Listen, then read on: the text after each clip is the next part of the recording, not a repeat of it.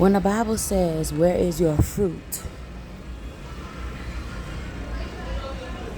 The Bible is talking about when a person say, where is your fruit?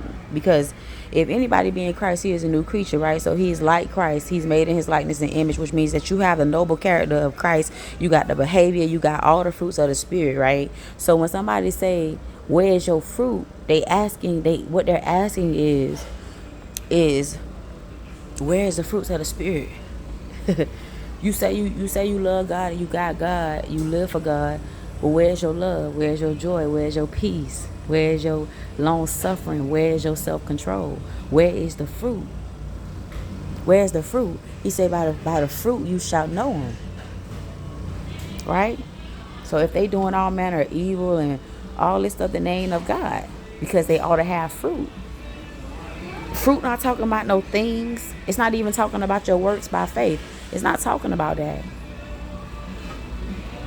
Or faith by your works. It's not talking about that. It's talking about where are the fruits of the Spirit that you're supposed to have if you so-called got God's Spirit ain't living on the inside of you.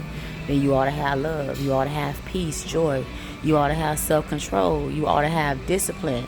You ought to have gentleness, right? Temperance, patience. You ought to have all these things, because it comes from the fruit of God's Spirit. So where's your fruit today? Be blessed.